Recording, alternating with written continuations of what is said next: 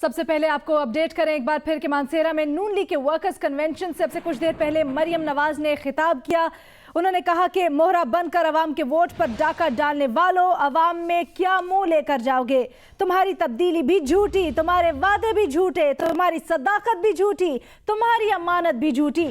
صداقت و امانت کا سرٹیفکیٹ تمہیں نواز شریف کی مخالفت میں ملا ہے، اب اس کے پاس رونے کے علاوہ کوئی چارہ نہیں۔ مریم نواز نے عمران خان کو تنقید کا نشانہ بناتے ہوئے مریم نواز نے یہ بھی کہا کہ نواز شریف کے خلاف انتقام کی وہ کون سی آگ ہے جو ٹھنڈی ہونے کا نام ہی نہیں لے رہی۔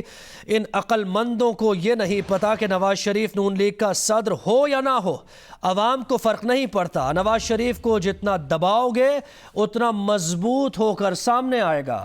یہ بھی کہا کہ عمران خان اب غلطیوں سے سیکھنے کا نہیں، نامہ اعمال دکھانے کا وقت ہے۔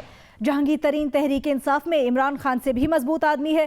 نواز شریف کے گمنام سپاہی نے جہانگیر ترین کے بیٹے کو چاروں شانے چت کر دیا۔ اب ہارنے کے بعد چھپنے کی جگہ نہیں مل رہی تو کہتے ہیں امیدوار ٹھیک نہیں تھا۔ تحریک انصاف کے جتنے امیدوار ضمنی انتخابات میں ہارے ہیں ان کا قصوروار عمران خان ہے۔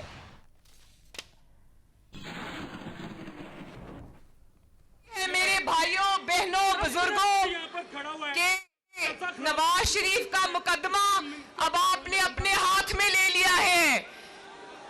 مجھے خوشی ہے کہ منصف بھی آپ بن گئے ہیں اور مدعی بھی آپ بن گئے ہیں۔ نواز شریف کا فیصلہ اب عدالتوں نے نہیں کرنا، نواز شریف کا فیصلہ اب آپ نے کرنا ہے۔ اور اگر نواز شریف کا رتی برابر بھی قصور ہوتا، اگر نواز شریف نے ایک پیسے کی بھی چوری کی ہوتی تو یوں ایک کے بعد ایک عوامی عدالت سے نواز شریف کے حق میں فیصلہ نہ آ رہا ہوتا۔ اس کے ساتھ ساتھ مریم نواز نے یہ بھی کہا کہ نواز شریف کی پوری سیاسی زندگی سزاؤں سے بھری پڑی ہے۔ بار بار نواز شریف کو آپ سے دور کرنے کی کوشش کی گئی، کبھی کہتے ہو نواز شریف ملک کے اندر نہیں آ سکتا، کبھی کہتے ہو باہر نہیں جا سکتا۔ کیا مسئلہ ہے؟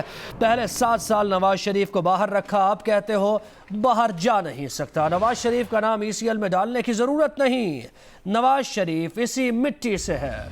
کہا کیا اب آئین پاکستان میں گالی دینے کی کوئی شک ہے؟ کیا آئین میں انتقام لینے، بغض و عناد رکھنے کی کوئی شک ہے؟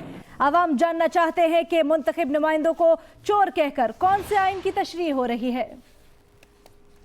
جس دن کسی عوامی عدالت سے نواز شریف کے حق میں فیصلہ آتا ہے تو اسی دن عدالت عالیہ کے کچھ ججز سے ایک نئی گالی سننے کو ملتی ہے۔